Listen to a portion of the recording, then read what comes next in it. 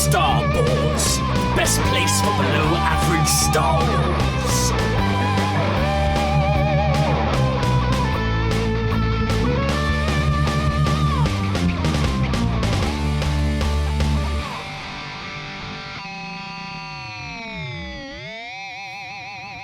Hello there, and welcome to the Star Wars Show, a UK-based Star Wars podcast with in-depth discussions and analysis, always sprinkled with some silliness. I am the Geordie Jedi Pete. And I am Jason Hondo Ling.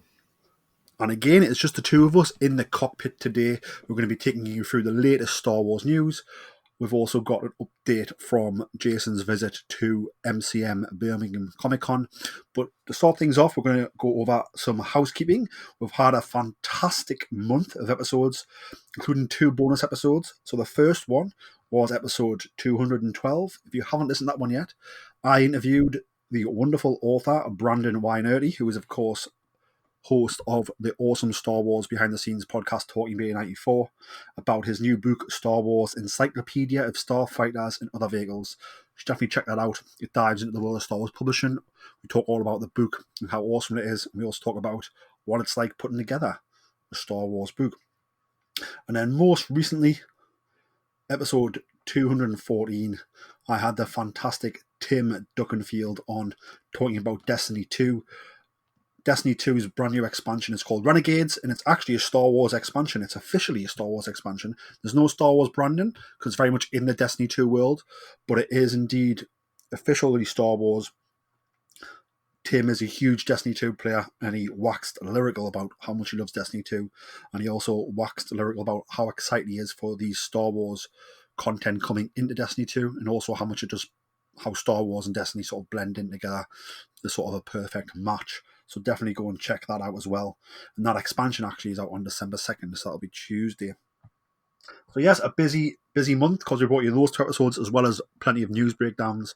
And then we've obviously got a brand new news breakdown to bring you today, after we go through our convention review with you, Jason. But first up, you've got something important you want to talk about. Yeah, it sort of came to the forefront of my mind partly from going to MCM yesterday and catching up with a lot of the guys. And obviously it took me back to when I was at Celebration. And one of the things that happened whilst I was at Celebration was that I was introduced to a guy called Randy from the Saber Guild over in DC in America. And I was chatting to Randy and Simon from the Mando Mercs, and obviously I was there at that time in my Jedi News sort of roles. And as we were talking, Randy suddenly goes, "Hondo, are you Hondo from Star Wars?" And I was like, "Yeah." And he goes, "Oh, I absolutely love that." He said, I listen to it every time it's out, sort of thing.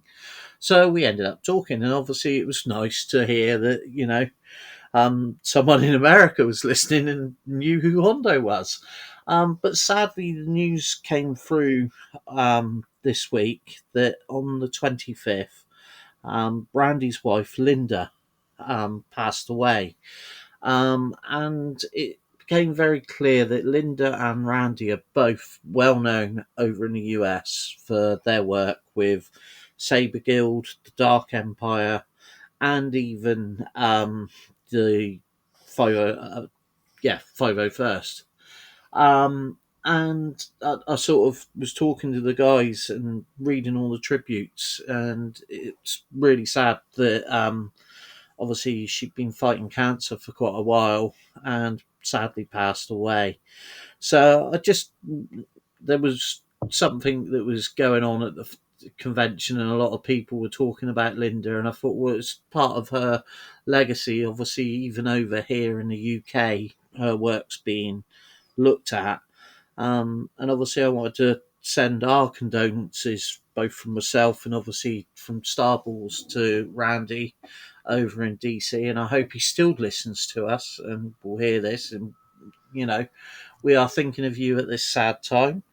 And it's something that came through at the convention, is that there's one of the good things about all of these different things, like Sabre Guild, Mando Mercs, UKG, the 501st overall, Rebel Legion, and everything, is there's a lot of camaraderie and a lot of support.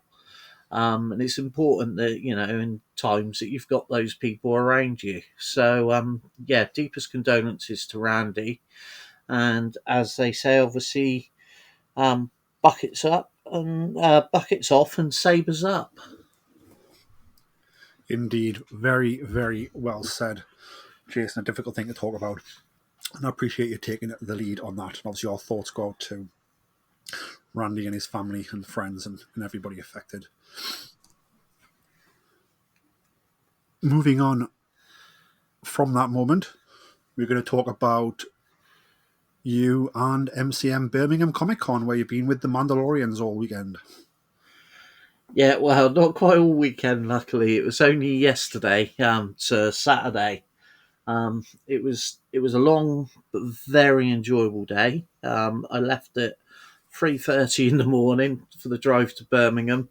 I got there nice and early, which was good.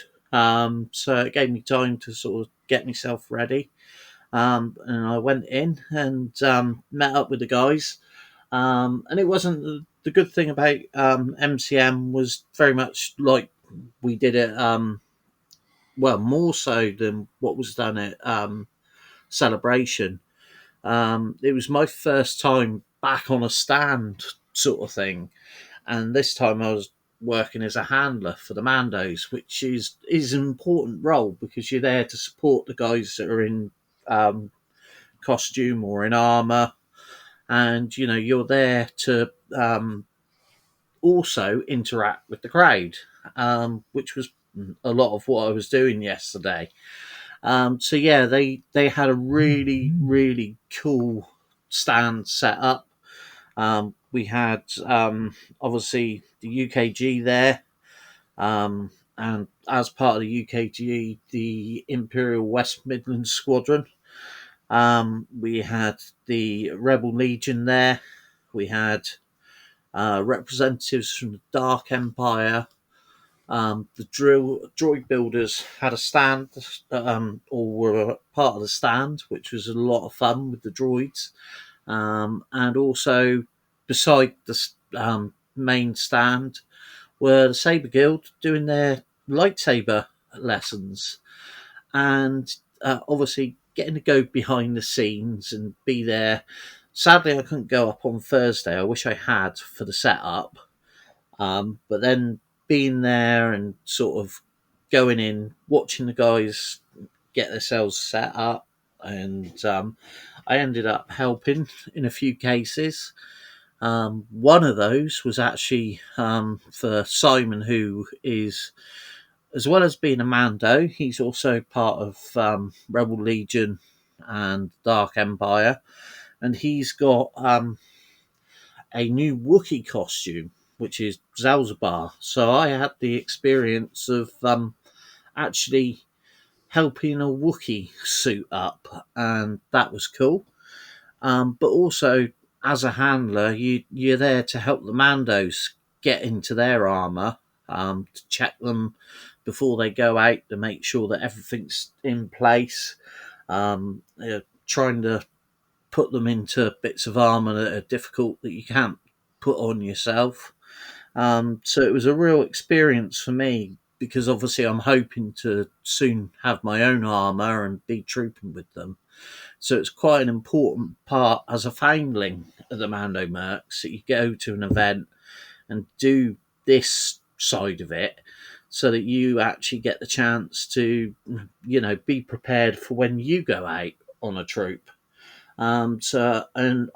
Yeah, thank you to the guys who were really, really welcoming. There was 4 Mandos that I had never met before.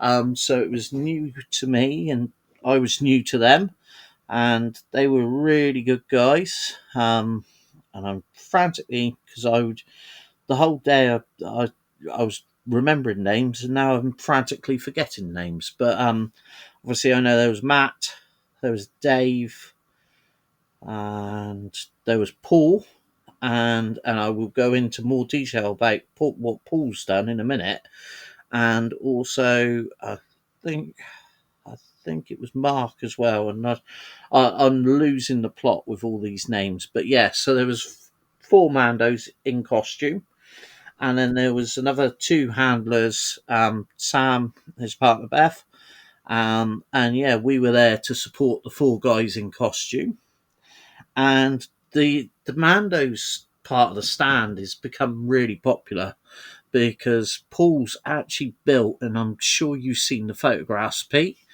a replica of Boba Fett's throne from the Book of Boba. And it is absolutely amazing, and obviously a draw for the crowd because they can come, sit on Boba's throne, and have their photo taken with the Mandos. And yeah, so I spent most of the day stood by the throne helping people, helping kids get onto the throne, holding cameras, holding bags, taking photos. And Paul's also had some of his own Black Series helmets there, so the kids were holding on to either Boba or Mandos or Bo-Katan's, and also he had Fennec Shans, which was quite popular.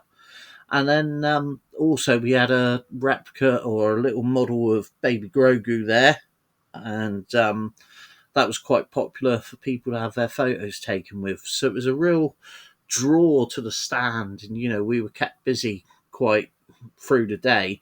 And you might actually see there's photographs whilst they were up in Liverpool with the Comic Con.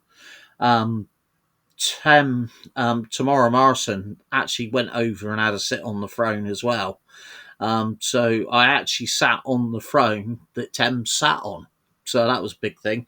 But Paul's also done something quite important. One of the things he's recognised is that there's, with all the conventions and that, there's issues with not having stuff for disabled people to have their photos.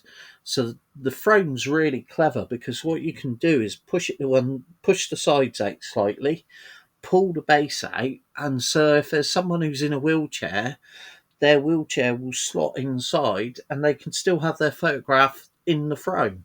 So, which was really cool. We did that a few times for people that wanted to have their photo taken.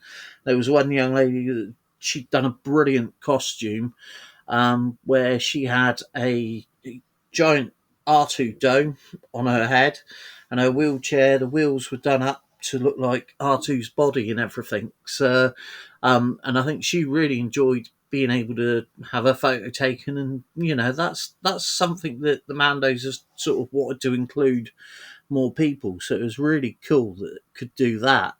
But overall, seeing the reaction of kids and adults and all the different costumes, sat on the throne and just interacting with the Mandos. And yeah, it was a really, really good day. There was a lot of people there, and I think everyone enjoyed it. And I certainly enjoyed being part of it and being able to help the Mandos, and also, be involved with all the other groups. And there was a real feeling and camaraderie, which, yeah, I'm looking forward to getting more involved with. That sounds awesome. When you're going to do the next convention, do you know? I don't know. I've got to have a look at the list of because I will. I'll quickly describe how you get involved if you want to do it, or if anyone wants to do it. So it's quite. First of all, before you do that, all these convention organisers need to come to the northeast and come to Newcastle and put on a proper con, because these good companies don't do that because of the north-south divide and all that. We're going to have to speak to Repot. But yeah, because I think one of the nearest, Liverpool's not even near for you, is it? Yeah, it's. I have to admit that is something. Obviously, I know there's a couple in Scotland, but yeah, it is difficult. But yeah, if you do want to get involved, or anyone wants to get involved, I'll just explain through the Mando Mercs, but obviously the other groups are pretty much the same.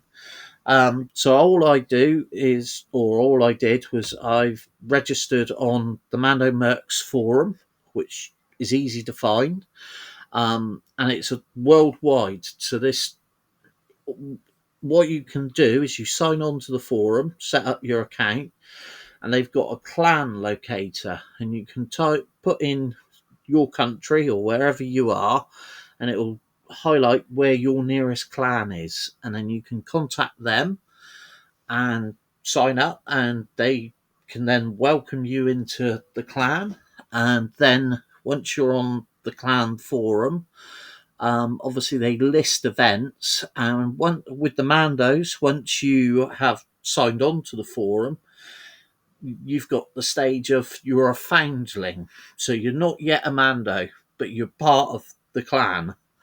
And then obviously you can sort of go to armor parties where they'll help you to build your own armor, or you can get involved with handling at the cons, which is what I did this weekend. And then obviously, through that, you can then become what they call an OM, which is a Mando, once you've got your armor cleared to the standard of the CRLs. So it's quite an easy process, and if you want to, and you might not want to go further than being a foundling, but it's a good way of getting involved with it by doing the handling, because they need they need handlers to help with the Mandos, because obviously once you're in that armor and your visibility's impaired, you need someone there that's got your back to support you so that you don't knock into anyone, to remind you to go for regular drink breaks, because that's one thing I got told off for, is not taking enough breaks. But I just found I was enjoying myself so much, and I just kept going.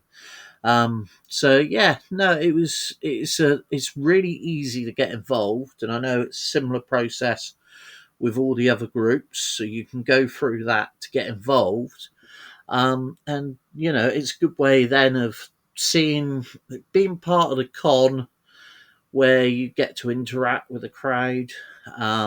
Seeing the face of some of the little kids when they get the fist bump of Mando, or when they get to have a hug with a 7-foot Wookiee.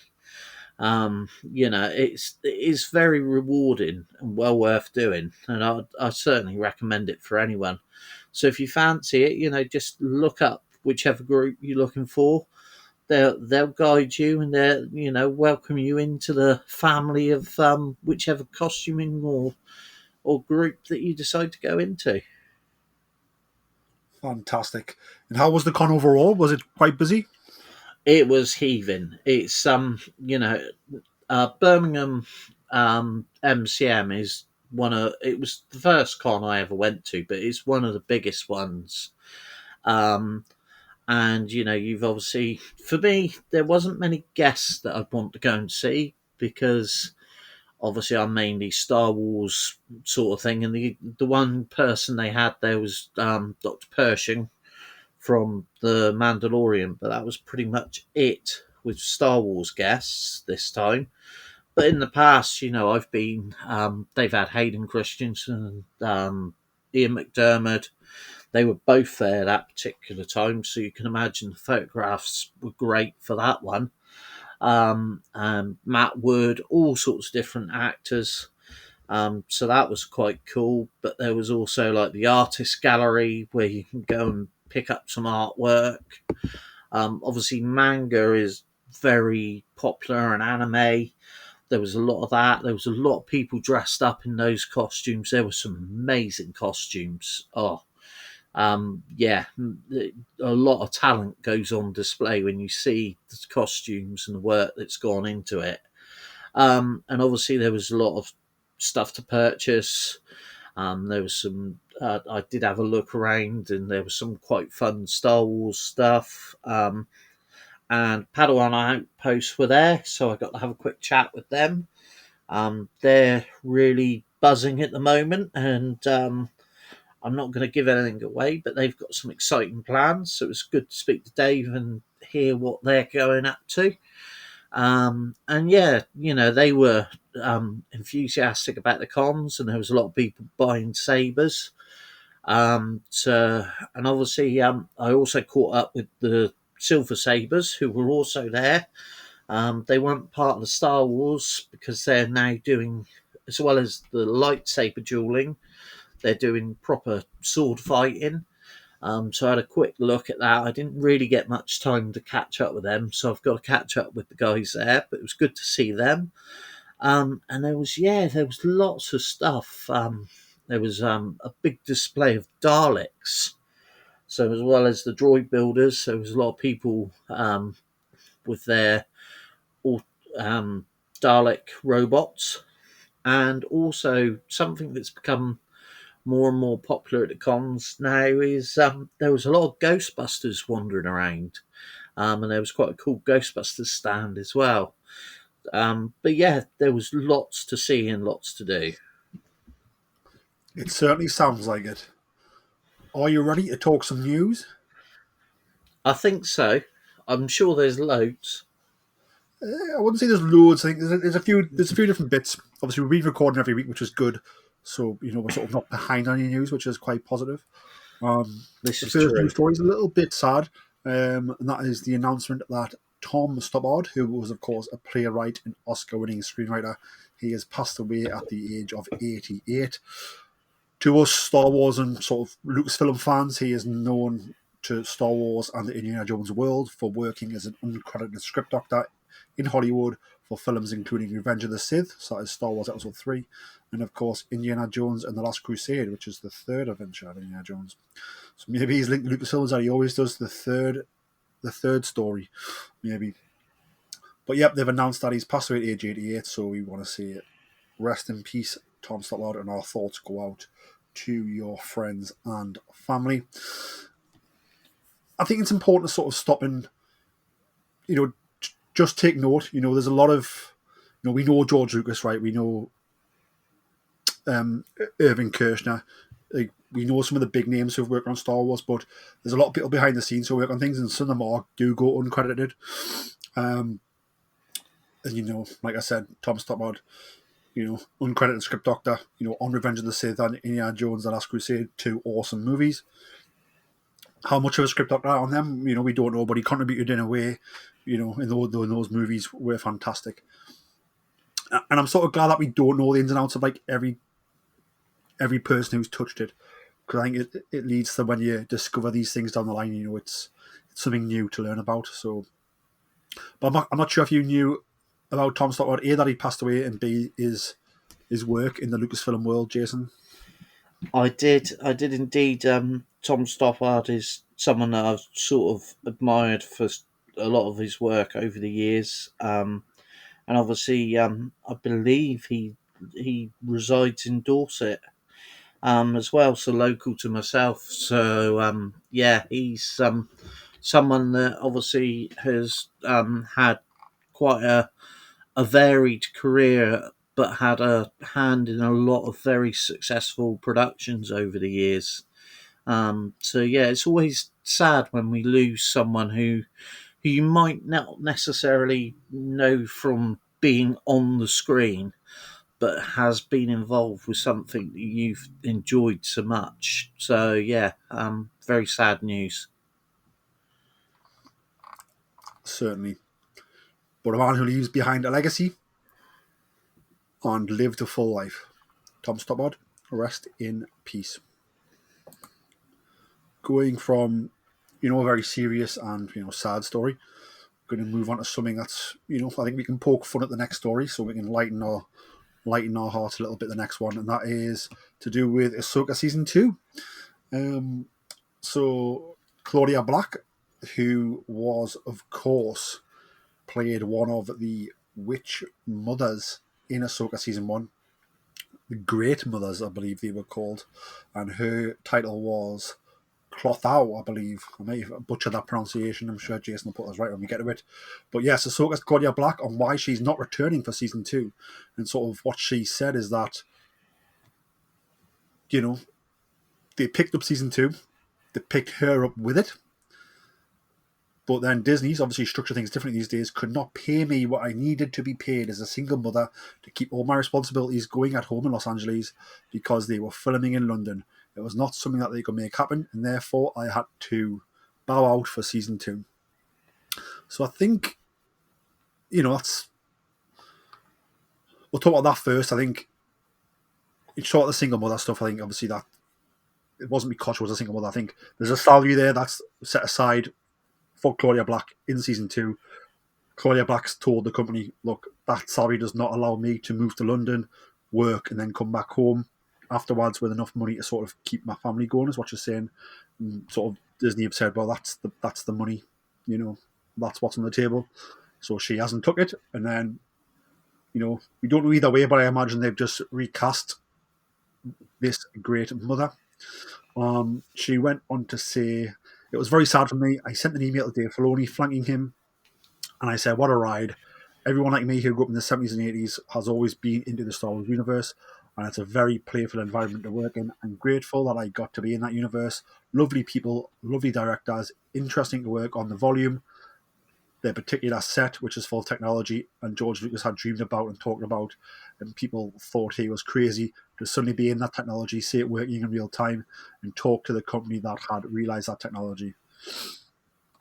Trying to say, I was fascinated by it, bugged them with questions about how it worked and how they were able to render in real time while we were standing on the set and the background was changing with us. It was extraordinary. It was a fun, playful space to be in, and people who wanted to be there were excited to be part of the Star Wars universe. It's fun to do something that was relatable to my younger son, who was passionate about the Clone Wars, which was the new iteration for his generation. So yeah, I think, what I'm sad about is that as a Farscape fan, I know just how good Claudia Black is as an actress. And then, I thought the way Peridea and the way these great mothers were written, the way they were designed, the makeup, the lighting, how Peridea looks in their temple, and then also how these great mothers were performed by their actors and actresses, it really, really made them awesome. And to know that in season 2, we either A, not getting one, or B, we're going to have to change the cast and based on something as trivial as money, dare I say it, in this world, is just a bit, nonsensical, I suppose. I mean, if they've got a budget, they've got to stick to it, I suppose. We've seen what happens with big budgets. If you look at the Acolyte, gets you cancelled. So maybe they are trying to keep the budget small. But when you listen to Claudia Black there talk about how much fun she had working on this project, not just with the script, but also, with the technology and being so into it and asking questions about it, and thanking Dave Filoni for having her on. I think it's sad to lose somebody with that much enthusiasm and that much skill. What's your thoughts, Jason? Yeah, it is. It's funny. I looked at this article, and the first response when you see deadlines, and I saw this from quite a few different sources, and the main thing was, it was painted as she'd had to drop out because Disney weren't supporting, and then when you read the article, and it's like, no, what she's saying is she understands the reason. It's just disappointing for her because she's enjoyed it so much, and that is, that's the thing. A lot of these people, Star Wars is their dream gig, and to get the chance to do it, and obviously then, it must have been a horrendous decision for her to make. That this is a role that I've enjoyed, I've already done. But I've got to look, and we all know what it's like with finances and that, and exactly the same as Disney would have probably loved to have said, right, well, how much do you need? We can give you that. But then when you look at how much goes into making these shows and that, a line does have to be drawn. Otherwise, the budgets would spiral, and you'd have absolute disasters on your hand. So it's a really sad thing, one, for Claudia Black because of not having the opportunity to work further into this. It's a disappointment for the fans because, as you rightly said, She was amazing in Farscape. I also remember she came into the later series of Stargate and just really became a big part of that show as well. And there's loads of other stuff that when she props up, she's one of these actresses that you're drawn to her. So yeah, as a fan, it's really disappointing. And also to Disney, to lose someone that, because finances won't allow it, that's not easy. And, I'm sure Dave Filoni and the team would have been disappointed as well because, they they may they may be able to find someone to take on that role who can do a brilliant job of it, but they also might think, well, Claudia was the one we really wanted to play that. And I'm sure, when Dave's writing these roles, he quite often will probably have actors and actresses in his mind. And we all know he's a geek like the rest of us, so I'm sure he would have watched the likes of Farscape and Stargate. And so, yeah, it's one of those. It's a horrible situation. I think we're going to see more of it as budgets. We know with the likes of Disney Plus now and Netflix, it is becoming more and more. They're looking at the budgets. They're trying to make the shows at a cheaper price because it's so expensive. And obviously, there's only so much they get back from what they spend out with the different subscriptions. We haven't got infinite money to keep paying huge subscriptions. So obviously, once they've got the original sort of outlay and that, it's money that's dripping in. So yeah, it's something that I think we'll hear more and more of, actors and actresses having to make decisions and companies having to make decisions. But with Claudia Black in particular, I am disappointed because when I saw she was in the first season of Ahsoka, it was like, yes, this is a really good actress, and I would have loved to have seen more of her as that character. Yes, and it does need the question. So obviously, she's saying that the show was picked up and she was picked up with it to return as Clotho, one of the three Great Mothers. Obviously, the Great Mothers were left behind, I believe, on Paradia, although I have not rewatched Ahsoka lately, so I'm not quite sure. So it would have been interesting to see how they would have interacted with Ahsoka and Sabine, but also with Bane and Skull as well. Or have I got that wrong, Jace? Is she indeed on the Great Mothers on Thrawn ship? I'm not 100% sure. A bit like you, I can't remember, and I haven't watched it for a while. But yeah, no, I've got a feeling they could have stayed on the planet. So who knows? Be interesting to see. Now you've said that though, the magistrate sort of stayed behind to hold back Ahsoka, didn't she? So maybe they did escape the throne. In which case, it would be awesome to see these three Great Mothers interact with Grand Admiral Thrawn still, but also then interfere with the New Republic.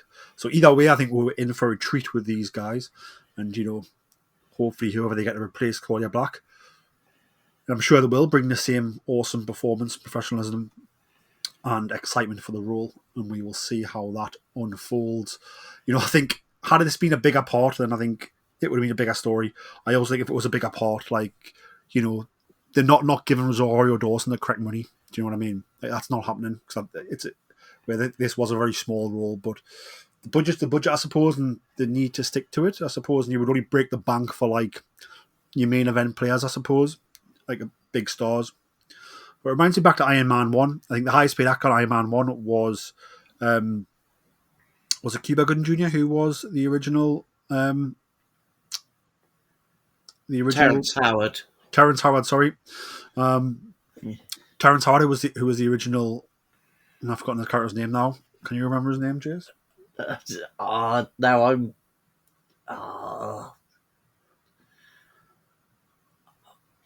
Anyway, the guy who becomes War Machine. That's it. And then with the second movie, he wanted the most money again. And they were like, no, the reason why he had the most money the first time was because we signed you on first before we got Downey Jr. in that. And obviously he was replaced by Don Cheadle. So, even sort of bigger name actors like that, we've seen it happen to. But yes, we will see. I wouldn't have I can't remember what was season 1 of Ahsoka mainly done in America as well. Yeah, I think it was. That's what I was thinking, and I think that's possibly what's caused the issues. Is obviously it was a lot easier with the American cast over in America.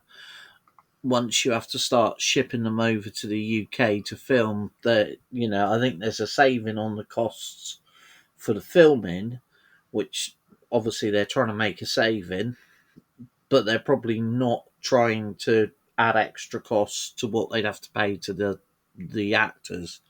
So I Well, think I that's think possibly. not so much pay that. I think the price is the price, right? So she's getting paid the money, but then because she's now working away from home, it's sort of Yeah, like, well, she's got.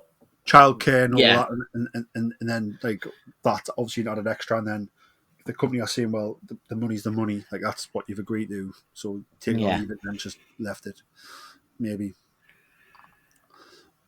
Moving on from that, we've got some Mandalorian and Grogu news. Jeremy Allen White reveals how he got cast in the Mandalorian and Grogu. So for those who don't know, Jeremy Allen White is widely reported to be the voice of the jacked up Super Hut Rota, who is of course Jabba the Hutt's son, aka Stinky from the Clone Wars movie. But yes, this was from Variety.com. Jeremy Allen White was having a conversation that turned to the upcoming The Mandalorian Grogu movie, and sort of the actor shared about how he came into the role of voicing Rota following a call with Jon Favreau. What he said was, they rang him up and they said, "We want you as Jabba the Hutt's son." And sort of Jeremy Hart was very much, how do you begin to prepare for that? He had sort of no idea. But he went on to say, I've been a fan of Jon Favreau's for a very long time. Swingers and Maid had a tremendous effect on me as a young man, a young actor. We met at a party. I told him that. And he was like, I have something I want to talk to you about. Can I call you? It was the next day and he was talking about Mandalorian. And I said, it's a great show. You do a great job. I've known Pedro Pascal for a little bit. And he's great and has fun on it. And he loves you. He was like, I want you to be in it. Fantastic, of course. And then he started explaining it and started talking about Rota.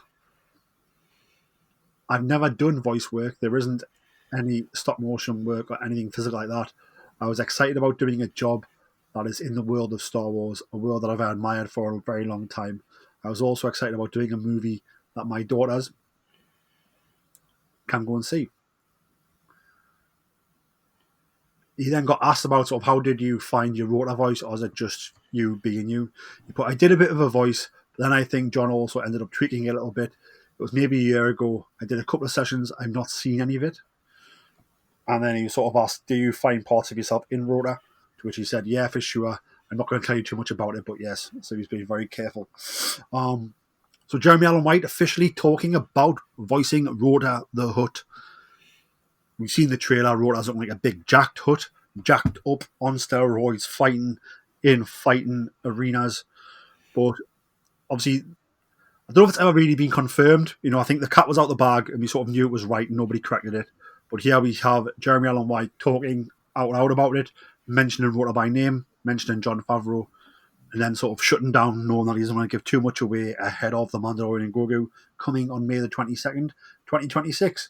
But I don't know if you're a fan of Jeremy Allen White. I loved him in The Iron Claw, in which he played the Texas Tornado, Kerry Von Erich, in a very awesome but tragic movie. And he's also brilliant in The Bear, obviously. But yeah, talk us through your thoughts on Jeremy Allen White officially talking about Rota. I'll be honest, he's an actor that I've not really come across. Obviously, I've read a lot of stuff about what he's done, and I'll be interested to see what he brings to the role because it's quite an interesting character. The last time we saw Rota, he was a tiny little hutling that basically caused a lot of trouble for two of our favourite Jedi's. So it's going to be interesting. Obviously, he's well respected. The fact that I haven't seen any of his is nothing to do with the fact that he is a well respected and a very good actor from what I know. So it'll be interesting to see what he brings, and obviously John Favreau had this idea, he must have been thinking about who he was going to have voicing the character. So yeah, it's one of those things where when it's a voice actor, it's interesting to see what they could bring to the show. It certainly is. And the fact, he's confirmed there that he was not on set, so he was not doing any animatronics. Obviously, we don't know if Rota's going to be like original Jabba and be sort of a puppet with, controlled animatronics, or is Rota going to be fully CGI like the prequel era Jabba the Hutt? Or it could be a mix of both, I suppose. And just because Jeremy Allen White said he was not doing that doesn't mean that other people weren't on set operating a Jabba. But if I had to guess, I would assume that it's probably going to be a bit of both, but mainly CGI. I don't know what your thoughts are on that. Yeah, I'd like to think the way they're going these days, it will be a mix, because there's something about the puppets that bring a little bit of extra life to the characters, the Hutts. Whereas to me, the computer animated just still feel a little 2D. So yeah, it'll be interesting to see what they do. It certainly will be. And Rota's an interesting character, as you said. He was sort of the heir apparent to Jabba the Hutt's kingdom and crime family. But as he kidnapped in the Clone Wars and causes a lot of drama there as a young child. We then obviously see what happens after the demise of Jabba the Hutt. We see that Bib Fortuna takes over, not Jabba's son. And then after Bib Fortuna, it is of course Boba Fett. And we also see those two Hutt twins in the Book of Boba Fett turn up who are here to take over sort of Jabba's lineage. So where is Rota? Looks like Rota's maybe been sold into slavery or is hiding. But it is Rota's birthright, I suppose, to come back to Tatooine. And not just Tatooine, but also take over Jabba the Hutt's crime syndicate, I suppose. And we will find out if that's a big part of that story or not in May next year. Moving on from that, we have some music news for Star Wars Starfighter. So Star Wars Starfighter is, of course, the movie being directed by Sean Levy, starring the very, very awesome driver himself.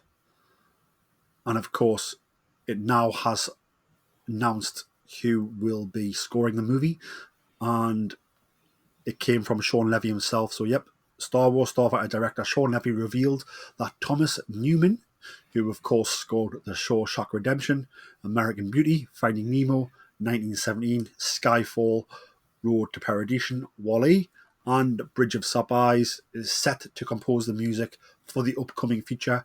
As you know, Star Wars Starfighter is scheduled to be released on May 28th, 2027. So not this summer coming, but the summer after. But it's good to know that it has its maestro primed. I think one thing for me is that I'm glad it's somebody who hasn't scored Star Wars before. I think obviously as Star Wars goes into the sort of the unknown with this new projects, we all know John Williams' score is so integral to Star Wars, but John Williams is very old now. He's still working, doing great work, but we need to be able to go to other places to get music. And we've done it quite well with Rogue One, with Solo, with the Cassian Andor series, with the Obi-Wan Kenobi series, with the Mandalorian series. But I think all those have sort of delved in and tapped into some of the connections with John Williams and also the Klein family who do the Clone Wars. So it looks like this could be a fresh take on Star Wars with sort of a great maestro, but somebody who maybe take us in a new direction. But what's your thoughts on this announcement of Thomas Newman for the score for Star Wars Starfighter? Yeah, for me, it's quite a cool announcement because obviously there's quite a few, really good soundtracks in his repertoire. So I'll be interested. It'll be nice to see someone do, I'm sure there'll be some of the more traditional Star Wars expected style, but also it'll be interesting to see someone bring their own style and something a bit, different. We know it can work because we've seen with, the music for the Mandalorian, That had a very distinctive, different sort of Star Warsy sound, but it still was, it's still very Star Wars, and sticks in the mind. So yeah, it'll be interesting to see what he brings. But I'm looking forward to it, and I'm quite confident now. Who we know it is going to be, and their previous work. Definitely. And I think one thing what's so good about this project, I think, is that, Sean Levy came in, he pitched it, they liked it, they greenlit it, and then moved ahead. There was no drama, no rewriting the script, no changing cast. It was very much, and that's why it's going to be the second movie out of this sort of new generation of Star Wars movies from after the Star Wars saga ended, when there's been lots of movies announced before this one, but they're not getting out the gate first. So, the fact that Sean Levy, he knew his idea, he knew what he wanted to do, he knew the identity of this movie, he knew his cast, and it looks like he's had a pretty clear idea of what he wants the sound to be. And obviously Thomas Newman is signed on now to start scoring this movie ahead of its release on May 28th, 2027. I love Thomas Newman's, just how versatile he is. I think from WALL-E and Finding Nemo, like fantastic Pixar movies, to also, probably one of the best James Bond films, Skyfall, two movies that I absolutely, fell in love with as a young teenager who loved cinema. That was obviously The Shawshank Redemption and American Beauty. He's so versatile, and you don't get a great movie without a great score. And the fact that all the movies I sort of named there are great movies, but are also very different, just go to show how versatile and how great he is. So it's very, very exciting news, I think, and I think it's going to make Star Wars Starfighter give it its own identity, but it's also going to make it great. I'm very, very excited for that. Keeping it sort of music related, one way or another, next story is Donald Glover, who, of course, hasn't done any music in Star Wars, but is, of course, Childish Gambino. And he's revealed about the health reasons that caused him to cancel the Childish Gambino tour. And this was all, I remember this happened because it was all sort of a lot of different stories, and it was all very cloud about what was going on. But yeah, he's been talking this week, so what he said was he was doing this world tour, he was having lots of fun, really loving seeing all the guys out there. And then one day he had a really bad pain in his head in Louisiana, but he did the show anyway. He couldn't really see well.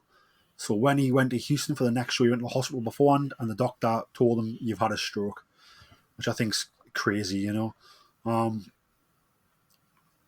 think that led to him sort of postponing the tour, and then he cancelled the remaining of the tour. And he had to go and get some surgery, have some time out. He'd broken his foot, as well as he found a hole in his heart. So he had to have this surgery, and then he had to have another surgery. And he says, "I've got to be honest, the life I've lived with you guys has been such a blessing. I love singing and performing for you guys." And he realizes that you only get one life, and he's had to dial that back a bit while he healed. I just think this adds to Donald Glover. I think he was a great Lando Calrissian, and I think he could have been greater had Solo sort of not gone through development. Well, not development, but not gone through production hell. I suppose the development was fine. It was the production that was crazy. We know that he was working on, and maybe still is working on, something Lando related, a series or a movie. We don't know. But to hear that he actually had a stroke, and still finished the gig, I'm glad he took the time out to sort of heal from that. And strokes, you can recover from them, but, and I haven't had one myself, so I'm not speaking from my own experience, but from speaking to people who I know who have had them, as much as you could recover, that sometimes you don't get everything back, and you have to sort of live your life slightly different way. And from the outside, maybe people don't realize what you're going through to do that. But I think it was nice to hear from Donald talk about this as well, like out in the open, and share this. And I think, I'm glad he's doing well and he's recovered, and I'm excited for what he could bring to a future Lando Calrissian project. But I'm glad now that he knows if it's not right, to sort of take it easy. But yeah, what's your thoughts on this crazy news that the guy had a stroke and finished the gig? Yeah, it is crazy. I know several people, varying ages, that have had strokes at various times, and it's one of those things that can strike when you're least expecting. And it's something that he's right to say you've got to take notice of it. I know people that have carried on not realizing it's even happening. And then, the problem is that it can then exacerbate the situation and get a lot worse. So I'm glad that obviously he took the time, and depending on what part of the brain it affected, depends on what part you struggle with.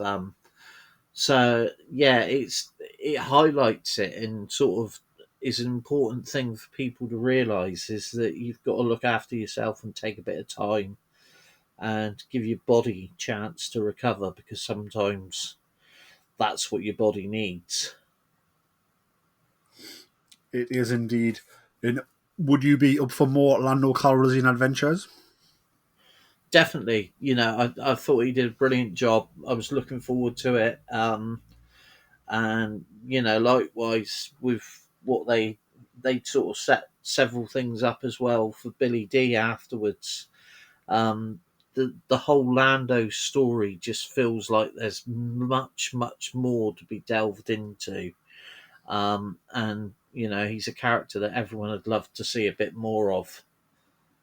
Yeah, I think in a dream world, in an ideal world, you could have a series where Billy D is still here. You could have Billy D, playing Sabak, and he starts telling the story, and then it zooms back in time, and it's Donald Glover's Lando Calrissian acting that story, and you have an Yeah, adventure series like that, and that could be really cool. Whether it would do well, because it would be sort of each episode would be a different little adventure, and I think television's changing out where it sort of all has to interact and be a build up week on week to the crescendo. But I would love to maybe go back to basics and be like, no, we're going to have Billy D's going to be playing cards, and every week we're going to have a different crazy adventure with Donald Glover being Lando. Would be awesome. But definitely I do. and I think for that time, like I said, Donald Glover's had a stroke. He's recovered though. Time ticks on. Billy D's not getting any younger. So for that to happen, things need to start moving. So we will see what the future holds for Lando Calrissian and for Donald Glover. But we wish him well. We hope he's fully recovered, and we are excited for what the future could bring. Jason, that brings into all of the new stories I had lined up. I don't know if there's anything you want to discuss that we haven't. I can't think of anything. I think I've still got MCM Fog. But no, I think that's pretty much everything I can think of. I did see, I haven't read it all properly, but before we sat down, was that it looks like for Thank the Maker, which is coming soon, your next convention, looks like you can Oh, pre-order signed books from Lucasfilm's own Pablo Hidalgo. Have you seen that? yes, I forgot. You're well reminded of me. Yes, there are. I'm not sure if it's only. I think it is for only people that are attending the event. But yes, and they've also announced the cost and those that are signing stuff at Thank the Maker. So there's obviously there's going to be the opportunity. They That's one thing that came out end of last week. There's several posters when you purchase the tickets for Thank the Maker. You with the Cancer Club ticket, which is the one I went for, which is like the Can I just interrupt you as VIP. well? Can I just interrupt you? Like, that is Yeah. direct gimmick infringement of me. I was wondering when that was coming out. Yeah. 100%. So when you go, you need to pick up my money, whatever they owe me. I'll have a word with Dave Tree about that. Obviously, you won't But joke, but I've been trying to get that yeah. line. I've been trying to get that line over for like years now on this podcast. But Yeah. And now the super event's happening to steal it and make it relevant again. So to be fair, I'm not salty, because I'm actually glad that we're seeing it like mentioned more. It's one of my favorite things about the Force Awakens is like tell that to Kanji Club. It was just a funny throwaway thing that I really leached onto. It was like it's just crazy and yeah, fun, which Star Wars is, right? Or some of it is, you know. And then to see them using it again, it's actually really cool. So I was only joking yeah. about that, but it No, is fantastic. But I'm sorry to interrupt you, but I was had to reference that. yeah. Well, if you like myself purchased a Tell That to Cancer Club VIP ticket, you get an excellent poster, A2 printed poster, done by an artist called Impatient Potato. And I saw some of her art at the last event, and it's a great BB-8 poster with some writing in Arabic. And so there's the opportunity to get that signed. And they're also doing a Thank the Maker poster, which you can purchase and you can get signed. So I'm probably going to be trying to get my my limited edition poster signed by certain people. Though, sadly, obviously one of the guests is Neil Scanlon, which I'm really excited about. But sadly, because of the time he's having to take out, because obviously he's a very busy man, he's not going to be able to do the sign-ins, which is a bit disappointing. But there's loads of other people there that will be doing sign-ins, and Pablo is doing the signing of the books. So you can either, if you're going to the event, you can either pre-order the Blueprints book that he co-wrote with J.W. Rinsler, which you can get signed, or there's the Acolyte Visual Guide, which is pretty cool, which obviously he's written, that you can get that signed as well. So obviously you get the book and the signature. Obviously, the last time I met Pablo up at Fordham Bridge, I got I'm trying to think which it was, one of the encyclopedias he'd done, and I got that signed, and he actually signed it to Hondo, so I was really chuffed with that. So yeah, there's a lot of it. I'm waiting. I should think there'll be more merch announcements this week, because obviously the event is a week today, so next Sunday. So I will be heading to Fordham Bridge. So I probably won't be available to record, Pete, I'm afraid. But I'm really looking forward to that event. And I was talking to Mark Mulcaster from the Rebel Legion, who's one of the hosts of the event, and he's very much looking forward to it. So I'm looking forward to him leading the way. I believe he's doing the first. I sort of got a sneak peek. I think Brian Herron's possibly the first one that we're going to be hearing from. So yeah, it's an event that I'm really looking forward to, because, as I've said lots of times, it's about behind the scenes of Star Wars, and I love hearing stories from the creative people. That's one thing. I believe Doug Chang's new book's out very soon, which I might have to save a small fortune to try and get.